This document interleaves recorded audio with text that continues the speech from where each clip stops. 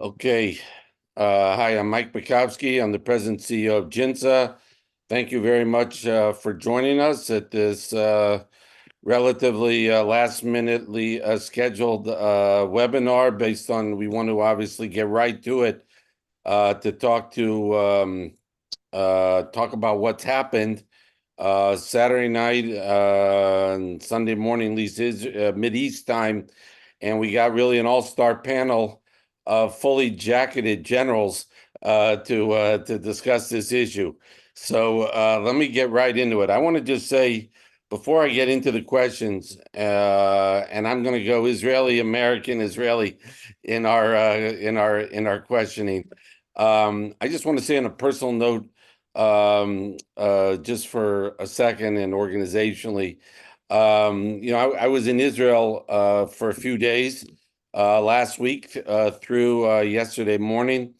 And just as an American, it's kind of an interesting experience.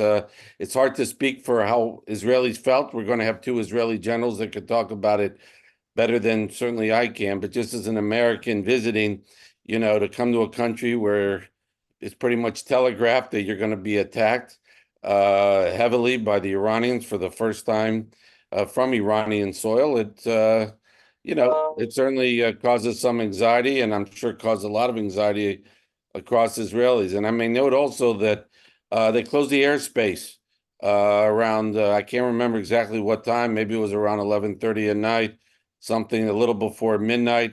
They reopened it around, I don't know, 8, 9 o'clock in the morning, certainly when my flight took off, my delayed flight took off. But I think as American, it was kind of we're not used to that, where you just can't fly out. It's not like you could take a train to Damascus or to Baghdad from Jerusalem, and you feel really there's an extra sense of, I think, vulnerability that I'm sure all Israelis felt.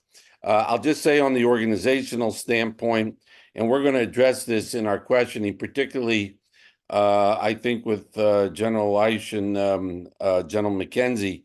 But there were two things that I think stood out that I think have certainly our organization is focused on. I think that really came to play. One was the fact that Israel was part of CENTCOM's area of responsibility. And there's no better expert on this than the previous CENTCOM commander, General McKenzie, who pushed for this as well. JINSA was the only organization that also been pressing for this since 2018, and then particularly in 2020 after the Abraham Accords. Also, this idea of regional security cooperation between the Israeli and the Arab countries. It's something that JINSA had pushed, and we managed working with the Abraham Accords Caucus. They took it from a report we put out that was led by my colleague John Hanna about regional air defense, and it was something that we pressed the Pentagon to put together a plan for a couple of years ago, and we saw that play out. And again, these are issues I'm going to be addressing among many others as with our all-star cast here. Let me start right away, and I want to thank all of you for joining us. And for those of you who support JINSA, I want to thank you for supporting our efforts to pushing issues like this. And for those who don't support us, I hope you will going forward. I want to start with General Amidjor first, then I'll go to General McKenzie, and then I'll go to General Eich. General Amidjor, let me ask you, and it's terrific to see you in a sport jacket. I just can't help but add that. I want to just add. I want to ask you first. This was a highly look. I was in Israel. I was. This was and I may add one more thing on a personal note because it relates to my question. I was supposed to speak Saturday night after Shabbat with a very senior IDF general who was intimately involved in all these operations. He couldn't see me after Shabbat because there were other things that were about to happen, but I did have a conversation with him on the phone, and I was impressed by that. I mean, I know him a long time, but it shows how well the Israelis prepared. It seemed to me that he could take out time for this conversation. This was a well telegraphed, it seemed like, attack by the Iranians. The Israelis were clearly well prepared. So were the Americans. As General McKenzie was saying in the green room just now, I mean, you had General Kurilla, the CENTCOM commander in Israel, What do you think the Iranians were trying to accomplish in this attack?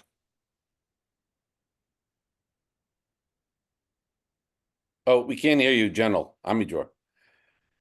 I think that the Iranians, first of all, thank you for let me take this in part in this meeting. I think that the Iranians had been pushed to the corner by some events during which they lost people in Syria.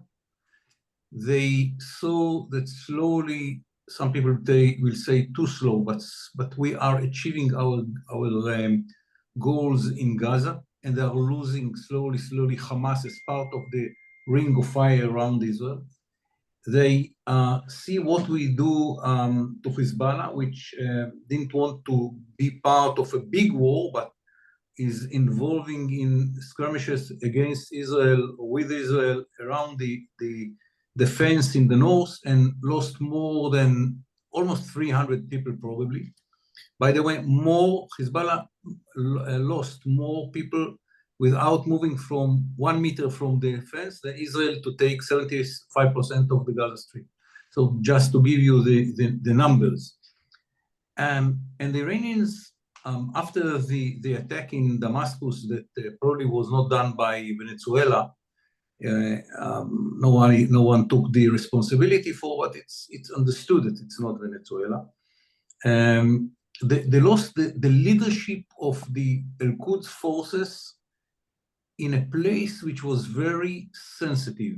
They called it the consulate. We know that it was not connected at all to the foreign ministry of Iran, but for them, the sensitivity of the place, the success of the attack to eliminate all the leadership, and the fact that they couldn't help before that, not Hezbollah and not Hamas, I think all that put them in a corner in which they had to do something to show that they should be taken into account in the future. And at the end, they found themselves in a much problematic situation because they know, in spite of the fact that they don't admit that it didn't work. But I think that the motivation was Iran should be taken into account. Okay. Let me, I'm going to obviously, we'll be having a lot of follow-up, and obviously I forgot to mention that all our speakers today are all JINSA fellows or more. Obviously General Amidjor is a distinguished fellow, and this is the first webinar we have had since General Frank McKenzie, retired U.S. Marine Corps, former CENTCOM commander, joined us as a Hertog Distinguished Fellow, and we're honored to have him. And I may add, for those of you that haven't had a chance yet, we're certainly, I think we already circulated it this morning. You should all read General McKenzie's op-ed in the Wall Street Journal about this attack. He was also, I think, on CBS on the Sunday morning show yesterday. But we're honored to have you, General McKenzie, on your first webinar with JINSA. Let me turn to you, and we're going to be going back and forth on a lot of issues. But let me ask you the same question. What do you see as what you think the Iranians tried to accomplish? And also, if you could add after that is, this was an unusual event, it seems to me, but you could illuminate us otherwise, where there was a terrific, an extra special, it seemed like, coordination between the U.S. and Israel. And as I mentioned a couple minutes ago, Israel being part of CENTCOM's area of responsibility seemed to me that started when you were commander, that President Trump approved in January of 21, may seem to have helped enable. I don't know if it could have happened anyway, but it certainly facilitated greatly. I'd like to, if you could address both those issues. Sure, thanks. Thanks, Mike. And first of all, I'm delighted to join JINSA. I feel passionately about the mission. I think you do great work, and I'm just happy to be on board and look forward to continue to do webinars like this and many other things as well. First of all, I'd like to endorse what General Amidjor said. I believe that Iran found themselves outfought, if you will, in this sort of shadow war that's going on. Israel just turned inside them, had more success, And so I think they were in a corner. And this attack was actually, I would argue, and I sort of said so in my editorial this morning, an act of desperation. I believe this. Now, there's a lot of talk out there that, well, Iran signaled it. They were just sending a signal. This is condottieri warfare. Don't really want to attack. That's absolute nonsense. And here's why. First of all, I would argue this attack was meant to gravely wound Israel. This was a maximum effort. John Kirby had it right when he talked on CBS Face the Nation before me. And here's how we know that. Iran has about 3,000 ballistic missiles of various kinds. There are about, I would say yesterday, there were about 150 that could reach Israel. They ended the vast majority of those missiles.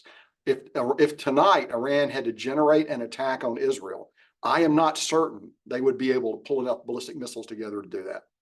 It was a maximum effort. It was an indiscriminate effort. It was designed to gravely injure Israel. Now, God bless them, they're trying to backpedal and say, no, this was just we were just signaling. No, they weren't. They were trying to hurt. This was a maximum effort. They put the best weapons they had. How do we know this? I've spent much of my life studying Iranian ballistic missiles. In a nutshell, there are around 9 ballistic missile operational areas, or BMOAs, around Iran. For them to get ready to launch, they got to bring the missiles out of storage. We typically know that through a variety of means. And the missiles are in storage. They've got to be brought out and put on launchers. The choke point is the launcher. Iranians have, I got no idea today, we'll say for the sake of argument, 300 launchers. They got to distribute those launchers. They got to move them around. We see that. Our friends see that when that happens. So it is hard for Iran to generate a bolt from the blue against Israel. Now, they can generate a bolt from the blue against a Gulf state because down around the Strait of Hormuz, they can fire from fixed positions, underground facilities.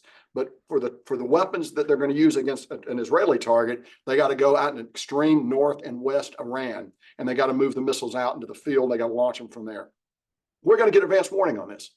And we did here. The Iranians also did a variety of things that they typically do, and we've seen them do it before. They brought their air defense to a higher level of readiness. Again, a tipper, and they do a variety of other things that we can see and sort of sense. So it's not possible for them to decide at noon to launch an attack and then have the attack go off at 1 p.m. They can't do that. It takes them a while to prepare the force. We see that when it happens, through a variety of ways. So you're going to gain some advanced knowledge of that. Now, and the other thing is when they launch the missiles, we see them immediately. Our deep space overhead sensors see them within seconds, immediately when that rocket motor launches. And then our long-range radars down in the Gulf and ones in Israel, when they break the radar plane, we see them and we gain what we call dual phenomenology, which is when you begin to calculate exactly where the missile is going to go. So we know pretty precisely. The attack was a major attack. They launched the drones earlier because it takes the drones a long time to get there. But the Iranians, again, trying to achieve simultaneous time on target. You got to launch the drones. It takes a while to fly there. Then you launch the cruise missiles. And last, you launch the ballistic missiles. So you can predict the sequencing of the attack. Here's the advantage Israel has is geographical. They're a long way away. So you got strategic depth. If you're Saudi Arabia or UAE, you don't possess that strategic depth. And we could talk about that later. But which takes us to the next point. Why Israelis were successful for a lot of reasons. First of all, the IAF is very good. They've trained for this for a long time. They have excellent technology that they've applied. They also have come into the Central Command region, which I pushed for very hard, and President Trump signed them in early January 2021 with the Unified Command Plan. What that lets you do is 2 things. First of all, it makes the process of coordination with CENTCOM seamless. Used to be we coordinated with them, but EUCOM was always in the room. And God bless EUCOM, but they got other things to worry about, mainly Russia. And this is an off-axis event for EUCOM. This is the main axis for CENTCOM because, like Israel, we agree the main threat's Iran. So we have a continuity of concept, if you will, about who the opponent is. So it lets you do coordination more easily. The other thing it lets you do is it codifies and operationalizes how Israel can now begin to meet with Arab states at the military level. And that is important because, again, that's strategic depth for Israel. But it's also, now look, if you're Saudi Arabia, you're looking at what happened with Israel and you're very envious of that capability. And golly, I'd like to have some of that capability. So there's an opportunity here for a back and forth that you get, again, because you can sit down at the chief of defense level. I can say this because the Wall Street Journal broke it about a year ago. I hosted 2 conferences at Sharm el Sheikh where the Israeli Chad attended, I attended, and we had an opportunity to sit down with all our Arab chiefs of defense and talk about integrated air and missile defense. And the beauty of integrated air and missile defense is, particularly for nations in the region that are concerned about their sovereignty, they don't have to give up sovereignty. They don't have to have somebody stationed in their country or station their forces abroad, because air and missile defense is about sharing information. It's about tipping, it's about queuing, it's about advance notice, it's about all those highly technical things. And the United States is sort of the honest broker for this. Nations that don't trust each other, and I'm not specifically talking about Arabs and Israelis when I say that, they're Arab nations that don't trust each other. We're the honest broker for that. And General Grinkovich and the CAOC, sort of the linchpin of that, working with all our partners across the region. So I think what you saw over the weekend genuinely was the operational manifestation of this. It was truly the years of planning we put in. General Kurilla, General Grinkovich, commanders in the region just did a brilliant job of coordinating with Israel to assist them in the defense. Now, look, the vast majority of this was done by Israel, but we helped. We tipped, we queued, and other nations in the region helped because they provided the geographic depth that allows you to intercept platforms well away from the physical boundary of Israel, which is what you want to have in this situation. So again, a great effort. People will now sit back. We'll draw lessons from this. I think this provides great impetus to move forward with a broader architecture of integrated air and missile defense in the region. And I've talked enough, and I'll pause there, Michael. No, you didn't speak enough at all, General, because there was a lot packed in there. And I'm gonna indulge General Leitch just a second, because I want to ask a follow-up right away. And we'll come back all the way around, obviously, many times. But General McKenzie, this is one little thing amidst everything you said, but I was just curious to see General Kurilla in Israel for a few days. I don't remember exactly what day he came. I know he was there at least Thursday and Friday, and maybe he left Saturday. I don't know exactly that. What do you think? First of all, what kind of signal was that, and what do you think he was doing when he was there? Because that seemed to me a very important signal for Kurilla to be there. And I'm curious, one last thing on the Kurilla visit. How did that happen? Is that something that he decides to do? Is that Secretary Austin does, the President of the United States? Yeah. So in this particular case, not sure. I mean, I would set my own travel schedule when I was the Central Command commander. Try to get around. I think he went. I think he went to Israel to assure them that we're, and to do detailed coordination. And some of the information is just so sensitive, you'd prefer to share it face to face. That's always with some of the material that we deal with. You just prefer to work it in a very small group. But I think it sends a powerful signal of U.S. support at a time when it was needed. And hopefully also, you would hope that maybe it would have deterred the Iranians from doing something. Now, it didn't, but you always look to assure your friends and cast doubt in the minds of your enemies. And so that I would say both of those things in that case. Okay, I'm going to come back. I think your comments, by the way, should be especially noted by the audience about the launchers and the time frame, because I have not seen anything on that, and I'd like to come back on some of these issues. But General Leitch, I'd like you to. So General Yaakov Leitch is the Julian Josephson Executive Vice President for Israeli Affairs, former Israeli Defense Attaché, and also head the J3. Head of IDF operations. General Leitch, we were speaking yesterday morning right before I left Israel. And I would just like if you wanted to add from the Israeli perspective on what General McKenzie said about the CENTCOM thing, because I know there's a lot of issues we got to deal with, but I do think this seemed to be a particularly important element in helping make this a success. Well, I think when we are talking about the successful defense or air and missile defense that we have seen last night, it is really connected to many things. It depends where do you want to go. It's many years of exercises, doctrine development, technology, training. But I think the culmination of it is the fact that Israel was moved into the CENTCOM AOR. And I think it took it to the next level. We tend to speak about the U.S.-Israel cooperation, but it's not only that. It's the U.S. Sponsorship, the cooperation with Israel, and many other players that maybe we'll mention later on. You know, the U.K., France, and many other friendly countries that were key players here, and it could have been achieved only with this sponsorship of the U.S. and specifically with CENTCOM. And to take it to such a performance, high performance as we have seen, it needs a lot of training, doctrine development, technology, interoperability, which is not taken for granted. Think about aircrafts flying all over while you are intercepting incoming missiles and cruise missiles and UAVs. It's quite a complex airspace to manage. Add on it the intelligence gathering all over, not only around Israel, but also very far from Israel. It's a very complicated operation. Having said that, I would like to add only one thing to what General Amidror and General McKenzie have mentioned about the reasons why Iran decided to retaliate on the elimination of Madawi. And, you know, it's not a secret that if they want, they can initiate one of their proxies.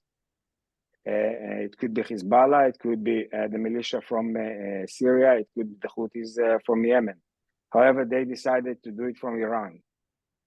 And I think the elephant in the room is the fact that they are preserving Hezbollah for a different opportunity. Maybe we will be able to discuss it later. And we have to bear it in mind because it doesn't matter from where you are launching. What is really matter is the level of efficiency that you can achieve. And with that, I think we should keep it in mind. It's a major factor, still active, still kicking. However, it's a factor that have suffered in the last 6 months. More than 300 operatives that were killed by us, lost many of its capabilities, although it's not a full-scale war between us and Hezbollah. And I think the fact that they have done it from an Iranian soil also elevated the risk that they were willing to take in order to preserve that capability. And I'll stop here. Before I go on to General Amidror, I want to have one more follow-up with you, General Aish, on the operational issue. I guess, could you explain what you think the Iranians intended by this mixture of the slow-moving drones and also then the ballistic missiles and the cruise missiles? What do you think they were? And I think per what General McKenzie was saying, and by the way, I mean, and let me just add, I mean, I think General McKenzie said they were trying to inflict a lot of damage. I was a little surprised, and I think there's a reason for this statement by the White House, of course, that indicated that the targets were military facilities, when it seems to me that it's impossible when you fire all those sort of things that they're all going to hit military facilities, and they could have done a lot of damage on civilian targets in Israel. And then, as has been reported, the only civilian casualty, the only casualty that we know of right now is a Muslim Bedouin girl, unfortunately. What do you think? What is the operational mixture? What is that the purpose of having those three categories of weapons that were fired, aside from what you mentioned about Hezbollah, which I'll get back to in a second? Yeah. Okay, so definitely they were trying to overwhelm and to saturate not only the Israeli system, but also the American, some other systems deployed in the region. And for that sake, they have to use different capabilities in order to stretch our capabilities and the American capabilities and many other partners. By using cruise missiles, you can decide what will be the path of that missile. You can do it from the north, you can do it from the south, you can do it from the east. The same with UAVs. With ballistic missiles, it's a bit more difficult. You can anticipate the trajectory.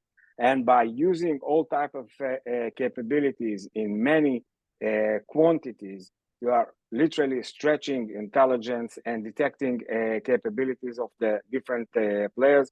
and you would hope that by that you'll be able, to penetrate the defense layers that we have together with our American colleagues. And definitely they were aware to some of those capabilities, and they were trying to overwhelm them. And if you will add on that the fact that they were using also some capabilities from Yemen that were intercepted again by the US, by CENTCOM from the Red Sea, and some other capabilities that were launched from Syria, you will have almost the full challenging picture. And it should not be taken for granted. It's not as simple as people tend to consider it. It's something that you need to exercise, to develop, and to bring to a very high level of performance of all the other players that were part of this orchestra. Okay. Look, and I'm going to indulge General Amidjor one more second, because I want to just go back to General McKenzie, and then I want to talk about some of the Arab countries with General Amidjor and the rest. General McKenzie, do you have anything you want to add to what General Ice just said on this mixture, this cocktail of weapons they sent? Already captured it exactly correctly. I would just say this: as we looked at the way Iran might attack us in the Gulf, probably in a perfect design, those drones would go against your radars. And so once, look, if a Patriot loses its radar, it's completely useless. Same thing with any other ballistic missile system. So but remember, the drone, once it's launched, is not updatable. These are waypoint drones, unlike our drones that are satellite controlled. Once you launch that baby, you can, as was noted, you can tinker with a flight path, but you can't dynamically retarget it. So what you do is, and we would think I'm assuming that they might have done this the smartest possible way.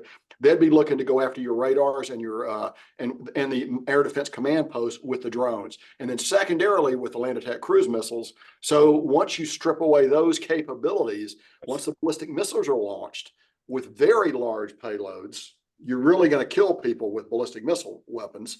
Now your air defense systems are inoperative. That would have been, I'm giving them maximum credit for being smart. Don't know if that's what they intended. We'll know more about it in the days ahead. But that's what you'd expect those drones to do, is strip away some of those capabilities that then make it very hard for you to use your ABM force against the really heavy killing weapons. They're going to be the third part of the strike. Okay.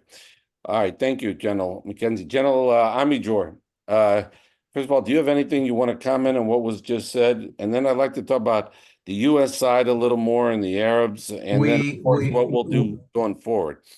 We have experience of Iranians attacked either directly or by the Houthis on Saudi Arabia and the Emirates.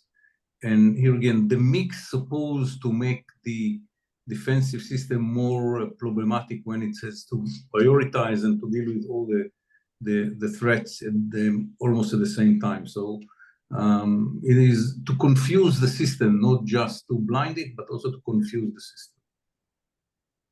Okay. Let me ask you, what do you make of, first of all, the cooperation that we're aware of? First, let's start with the Arabs. I also wanted to talk about America a little more. They did not attack, that we know of, U.S. targets. But the fact that the Brits got, first of all, it seemed like that Jordan was an active partner in this.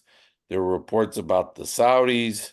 But I will say, beyond the United States, that the Brits seems that they took part in this. What do you make about that? I think that from the Israeli point of view, the involvement of Jordan is the most important one. Okay. The fact that we can cooperate with the Jordanians in a way that are becoming part of the depths of Israel, giving Israel advanced capability to go ahead towards the target and the threat, and to begin to deal with it eastward of Israel. For us, this buffer is very important one. And it just showed the importance of the relations between Israel and Jordan. and the Jordanians know why they do it.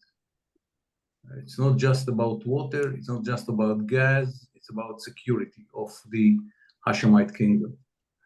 And from our point of view, this is no question more important than the Brits and the French and all the others.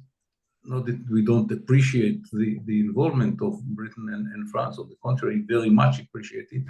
But from the security point of view, from the Israeli point of view about it, the Jordanian involvement was very important and very significant.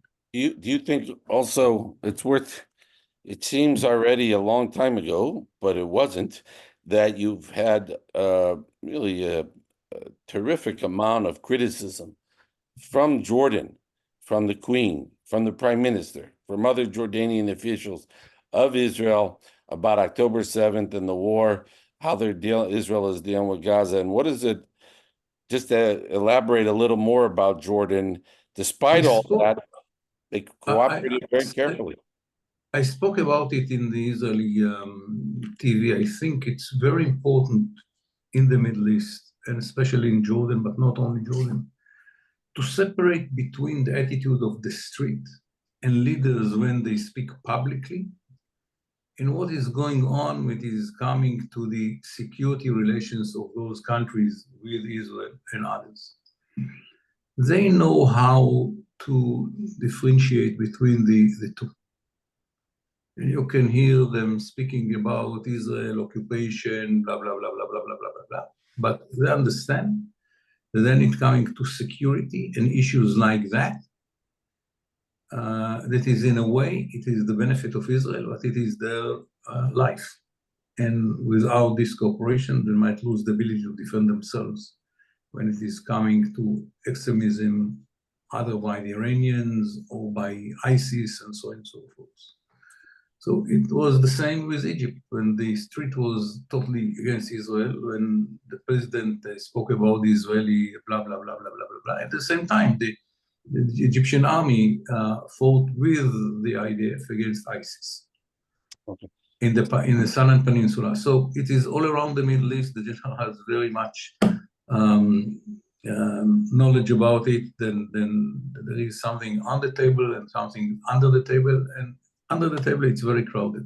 Yes. Let me pivot to the U.S. with you, General Amidjor, and then I'll obviously go to General McKenzie. Before this, on the military side, it seemed like General Kirilla, as we mentioned, was in Israel, clear cooperation. The two countries, the militaries, from we could tell, seemed to work very closely, built, as General Eich said, on really years of working together. But you had the President of the United States says, don't. And he's used this before, and they did. Now, on the one hand, there wasn't an attack on U.S. forces that I recall, or maybe there was one that I saw a report of. But what is this? What do you make about? And it wasn't, if I may, it wasn't until the last couple days before this that you saw a different message coming from the White House, which has been increasingly critical of Israel, the Prime Minister of Israel, et cetera, on Gaza, but said we have an ironclad support of Israel, and we warned Iran, don't. They did. Do you think this dissension between the two sides, between Israel and the United States, politically at least helped invite or incentivize the Iranians to attack? They clearly ignored President Biden's warnings. Anyway, how do you assess the U.S. side in all this? And it's been how it's been interacting with Israel. Then I'll go to General McKenzie. If I may, I remember in one of the Munich meetings, that they invite all over the world the people from head of security and so on. I spoke as the national security advisor of the Prime Minister of Israel in a meeting which was dedicated to cooperation between countries. I gave the cooperation between Israel and America relating to the Iron Dome and the David Sling as example, the Arrow and the David Sling as an example of how two countries with different culture of science can cooperate and find solution to threat that both of them are facing. I remember the German representative, I think it was the Ministry of Defense, or Germany, said that they have only bad experience cooperating with America relating to new projects like that and so on and so forth. And I gave it as a very example as and the Americans are going hand in hand and doing something fantastic relating to both projects, the Arrow and the David Sling. And we have long relations. I mean, I'm giving it as an example of very long relations that we have with the Americans. And here there is the political level and the military level. And in the military level, and I know that in Israel and in America, more in America than Israel, the military will not do anything which is contradicted the president policy. So yes, about in the level of politics and parties and coalitions and all these problems, domestic problems, the Americans and the Israelis leaders have to take into account both the domestic issues. When it is coming to security, they let the generals and the professionals to do what is needed to do. And now it is much easier under the umbrella of the Central Command. But even in the past, the cooperation about how the Americans are coming to help Israel to deal with the missile threat and so on and so forth was under the European Command. And much better under, and this is a huge change. I mean, you cannot, I grew up when EUCOM was the partner. Now it's totally different and much better. And of course, under this umbrella, we can meet our peers in the Arab countries, and many things are happening under the American umbrella. And it's easier for them, for sure, that it is under American umbrella. The representative of the IDF Navy sitting in Bahrain is not sitting in Bahrain, he is with the CENTCOM headquarters.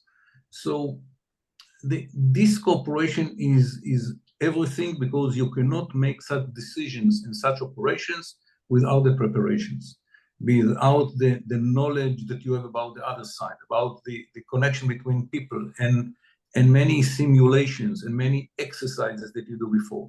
What you saw in this night is a fantastic example how after so many years of cooperation, you implement it and everything works fantastically. And everyone in Israel is more than appreciate the efforts of the Americans.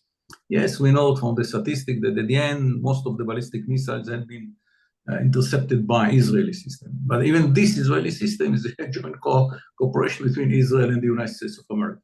So at the end, we understand it, and I think that we can be satisfied from these cooperations. We have to investigate it now, to debrief ourselves, to learn from all the lessons, and to make it even better in the future, because it will be needed in the future. Iran is not going to any place, and the dream of the Iranians to destroy Israel and to push America out of the Middle East is not going to diminish because of this operation.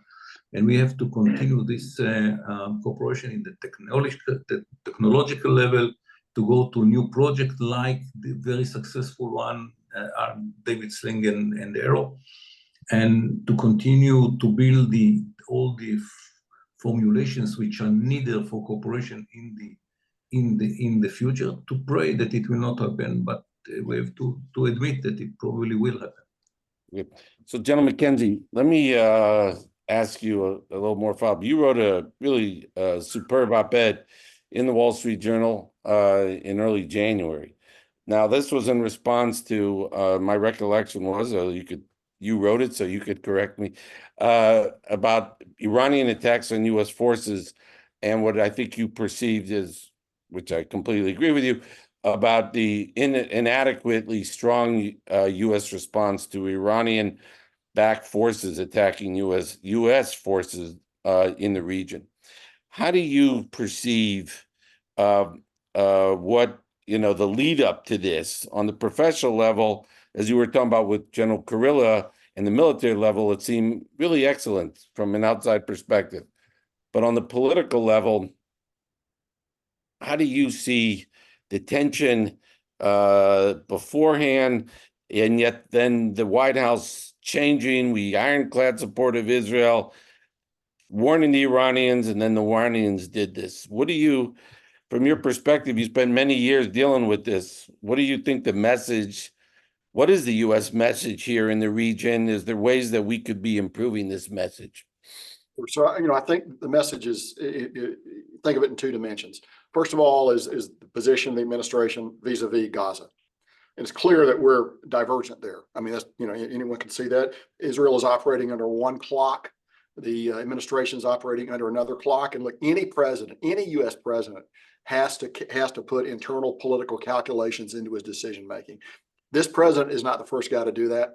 FDR did it in World War II. Lincoln did it in the American Civil War. So we should recognize that internal political pressures are going to some degree, shape the U.S. position, even in regards to Israel. So there's a divergence there. Where I think, though, that nations like Iran make a mistake sometime is not thinking about the second dimension. And when it comes to the fundamental defense of Israel, the right of Israel to exist, the right of Israel to defend itself, and to not be subjected to attacks like this, I don't think there's much divergence at all. Not with this president, and not with this administration, and not with any other administration. So people tend, so Iran has always been clumsy and maladroit in reading the Western political environment, even as we are sometimes very hard to understand what's going on in Iran. But I think they sometimes mistake that, and that might have given that. And I am genuinely speculating. I know nothing. That may have given them some confidence in launching this attack. Because here's the thing that is puzzling: is this was a major attack. I've laid out the reasons why I believe that to be the case. I also believe Iran is a rational actor. Iran had to. You don't launch the attack expecting failure. You launch the attack expecting a degree of success. So. Yeah. What is of interest is, what did the Iranians think would happen if they'd killed 500 Israelis and 12 F-35s and maybe hit a synagogue? What do they think the Israeli response? Well, I think we all know what the Israeli response. I know what the Israeli response would have been, and they had to believe that too. So what I think it goes to show you is, I've always said ultimately the Iranians are rational within their framework, which is not necessarily our framework, but they're rational. And the first priority is regime preservation of the theocratic regime. So they have actually, in my judgment, dramatically increased the risk of to the regime by this action. And it goes back to, we may have underestimated how desperate they are over their successive losses, in the dialogue of targets that's gone on over the past few months, culminating in the 1 April attack. If I were going to try to get my head around what drove them to that action, that could be, but they could also be, to go back to your original question, Mike, that they saw a divergence between the United States and Israel, and that would have been a mistake, because clearly we're not going to diverge when it comes to questions of the basic defense of Israel. Now, the president said we won't help Israel if they choose to launch an attack against Iran. I don't believe they need our help actually for that, for what they're probably contemplating. But nonetheless, that's a president, any U.S. president has to make a series of nuanced political judgment. This guy's no different. So I'm glad you brought that up, the last thing, because with our time remaining, I want to talk about where we go from here, what Israel will do. So before I do that, and I'll turn to General Eichen Amidjor about it. But in your opinion, General McKenzie, you just said that you don't think Israel needs America's help in terms of how they're going to retaliate. Or do you see some professional coordination in that? Depends obviously on what Israel does, but how do you see, let's say, if Israel does retaliate, what do you think, at least on a professional level, do you think might be happening? I think, we're going to, you can't get into Iran without flying through areas where we have sensors. So, the Israelis know this better than anybody in the world. So I think there'd be some discussion of that. Look, just my nickel would be, if I were giving advice, and I sort of gave it in print this morning, I would look, you've just really embarrassed these guys infinitely. Israel is stronger today, Iran's weaker. Got that. If you got to do something, whatever I did would be something that was designed to further heighten your technological superiority over Iran.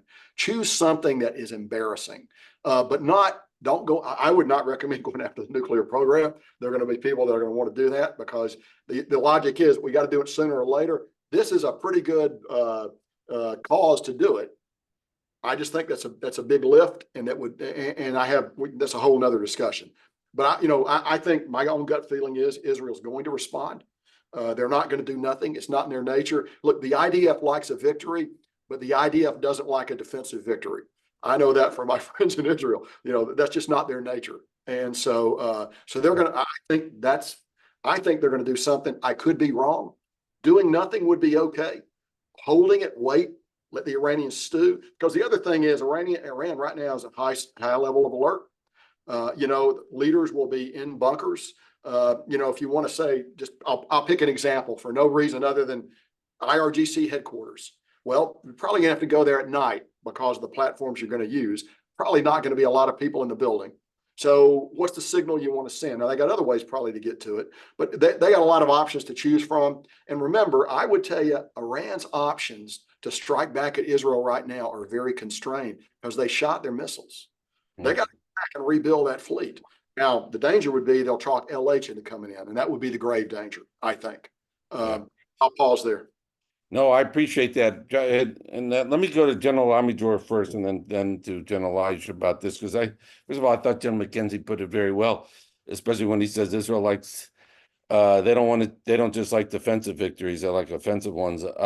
General Amidor, what do you think what is the calculation now for the options of how Israel's going to respond? Because I think the assumption is, as General McKenzie said, that Israel is going to respond. I may add one more thing. I think what General McKenzie said, to let the Iranians stew, I could just say from my own personal experience in Israel, you could tell, admittedly, maybe I was interacting with more non-Israelis, but you could see this, this thing is coming, you're waiting, it puts a country a bit on edge, but so that has some value. But what do you think, what is Israel thinking about right now? Wait, we can't hear you. My impression during the last days in Israel is different, at least in where I'm living, the restaurants were full and nothing was canceled. But anyhow, this is not the issue, to let the Iranians to wait. This is not the purpose of anything. I think that Israel has three considerations. One, in this area of the Middle East, after such an attack, not to retaliate, people might understand it wrongly, that you're afraid or something like that, and it's not good for Israel. The natural reaction of most of the Israelis is, let's do something. But, and this is the big but, Israel has at the plate now at least two big issues. One is to finish the job in Gaza. We have to go into Rafah. We have to clean the area of Deir al-Balach and the central refugee camps. We have a lot to do in Gaza. Second is that we have 80,000 Israelis refugees in Israel because they left the north. And if America does not achieve any agreement relating to the forces of Hezbollah near the border of Israel to push them to the north, very few Israelis will be ready to go back home. And Israel will have to do it by force. By force means a big war in Lebanon.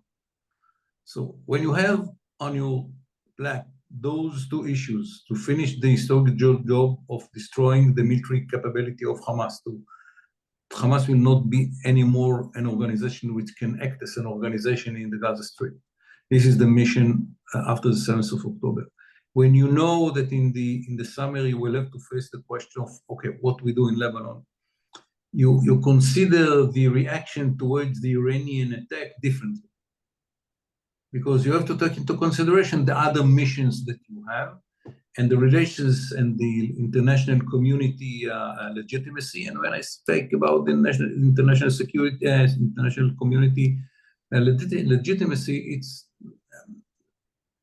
80% the United States of America, and United States of America is the White House. So we have to take all the three issues into all the four issues into consideration. They need to retaliate because otherwise people in the Middle East, leaders in the Middle East, might think that you're afraid and you are weak, and so on and so forth. The second is the American interest that we will not react. The third is what we have in Gaza to finish, and the fourth is what to expect in the summer with Lebanon. That makes the whole conversation between us inside the closed room more complicated, and this is why we didn't make a decision immediately, in spite of the fact that there were some people who thought that we will have to act immediately, even when the drones were in their way into Israel. Because it's very problematic and very challenging, and very much depends on the dialogue that we have with the Americans. But does that suggest, General Amidror, you think, given all those four considerations you mentioned, that perhaps the Israeli response might be more limited than it otherwise would be, given those other considerations? Is that what you're suggesting? I agree with General McKenzie that now, because of what we have on the what missions we are facing, that if we decide to attack, it should be a very strong signal, but very concrete, which does not lead to deterioration, to show that we can, not just that we can make a damage, a real one, and say to the Iranians, now we have to decide if you want to escalate the situation. We will use all the capabilities that we just show you that we have. You cannot reach Israel. Look what happened a few days ago, and we can reach Iran. Look what's happened yesterday. So this is the kind of target that if the option is to attack, we decided it will be to attack. This is the kind of a target that should be picked. Okay, General Aish, I appreciate your patience. Do you have something you would like to add on that last point of General Amidror about how you think, what are the considerations for an Israeli response? I would like to define it a bit differently. I think in terms of the region, after the cooperation that we have seen here lately with the leadership of the US, there is a strategic opportunity, a strategic regional opportunity. This is on one hand. On the other hand, you can't win by defense. No way. And there is a need to create deterrence. And even if you will create it, deterrence is not enough. So you have to ask yourself what I'm going to achieve by retaliation. You have to ask tough questions here. Now, the only thing which I tend to think different than General Amidror, I'm not sure that it should be an immediate reaction towards Iran. There are many ways that can be taken that can serve us. Definitely, they have to serve the same interest, the same strategic goal, without spoiling or foiling the regional opportunity that was created. The other operational considerations, such as Rafah and so on, have to be taken care of. There is no doubt about it, this way or the other. But there are many ways. And the reaction should not be emotional. And it seems to me like many Israelis, mainly Israelis, tend to think emotional in emotional way on it. And I hope that it's not penetrating, the rooms of our leadership while they are assessing the situation. I'm going again back to Hezbollah. Hezbollah is a key factor here. Yeah. I don't see the Israelis that were uprooted from their houses in the north going back to cultivate their land and to farm their farms without security. And I don't see any way to have regional security in the north with Radwan units and many other units, as we have seen today, deployed over there. Today, IEDs exploded on the Israeli borders. Not yet clear who planted them. Guess what? I have only one option in mind. And I think without really dealing with the elephant in the room, we are missing here a significant element of the strategic construction in the region. And we have to balance between that need, that I would say operational need, and the strategic regional opportunity that we have in hand together with the US and other players. I'm glad you brought that up. So I want to ask two last questions. We have 4 minutes left. First to General Amidjor, General McKenzie. Look, in a way, it wasn't exactly General Amidjor, the dog that didn't bark, but it didn't bark as loudly as one might have expected in terms of the Hezbollah response here. Obviously, they did fire things at missiles at Israel, but maybe one might have expected more. How do you explain that, General Amidjor, just addressing what General Ice just said? Oh, General Amidjor. Silent. Yeah, thanks. The Hezbollah decision at the 8th of October not to join a big war against Israel, but to limit it to the border is very significant. I meant was over the done. weekend. I meant over the weekend, though. Yeah. Sorry?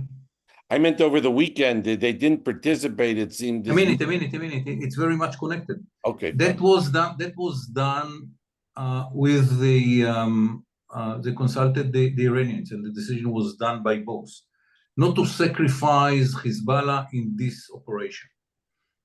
And here, immediately after the elimination of those guys in Damascus, Nasrallah said it's an Iranian issue, and Iran will decide what to do, and so on and so forth. And I think that the Iranians and Hezbollah together understood that by any big escalation, by any escalation which would looks like escalation by Hezbollah, might give us the easy excuse and to say, okay, we don't deal with Iran. It's very complicated. This is the opportunity to go on the head of Hezbollah, and they didn't want it. And they didn't want to see us doing to Hezbollah what we are doing to Hamas. Not in the same manners, but at the end, from the Iranian point of view, something which will look the same. I mean, neutralizing most of the abilities of Hezbollah. And when the Iranians decided that it will be a huge retaliation by the Iranians, why should Hezbollah will be added his, I don't know, few capabilities into the battle? Look, compared to what the Iranians did, what Hezbollah could do. And they understood that we might say, okay, it's too big Iran, let's finish with Hezbollah. They gave us the opportunity, they gave us the legitimacy, let's do it. And they didn't want to sacrifice them. And this is why Hezbollah was very, very, very calculated in his involvement. They launched 100 rockets and missiles into the Golan Heights, and that's all. John McKenzie, the last remark, let me just turn to you, because it was clear you've had the Iranians, of course, warn the U.S. not to participate in any Israeli retaliation, but also U.S. forces really weren't attacked here. And when you were CENTCOM commander, as you know well, and General Kurilla has been CENTCOM commander, there have been times when the Iranians attack U.S. forces in retaliation for Israeli actions. But here not, it seems like they carefully avoided U.S. forces. I'm just curious what you think was the reason. You know, I think because they expected the scope and scale of the attack against Israel to be very large and a lot of damage to be done. That's the reason. Back to the theory that I really reject the idea that this was just signaling by Iran. They were trying to kill here. And so therefore, if you expect huge results from your attack, why beg a war with the United States at the same time? Yeah, good point. That's my theory. Look, and I actually feel pretty strongly about that, again, just based on the way the attack developed and the weapons they used. Okay. No, I think that's excellent. Look, we've run out of time. My only regret, we didn't have General Norkin with us, the previous Air Force commander, another Jinsa fellow. We'll have him. Obviously, the Air Force played a major role. The Israeli Air Force played a major role in all this, and I know he would have liked to have discussed it. We will talk about it with him another day, but I'll just say, just I want to thank the audience for joining us, and also to tune in tomorrow. We have a webinar that had been previously scheduled before this with with Senator Rick Scott, and we'll be having other webinars dealing with all this. I want to thank, first of all, our General Ice, General McKenzie, General Amijor, for this very informative and interesting webinar. I want to thank you all, the audience, for joining us. Again, I want to thank you all for supporting GINSA. And I think all these issues that we've been talking about are issues about on the bilateral relationship, on CENTCOM, on regional missile defense, air defense between Israel and its Arab allies. These are issues that GINSA has been pushing, both administration and Congress. We want to thank you for all your support, and you hope you'll continue to support us going forward. And thank you again, and we wish you all a very good day.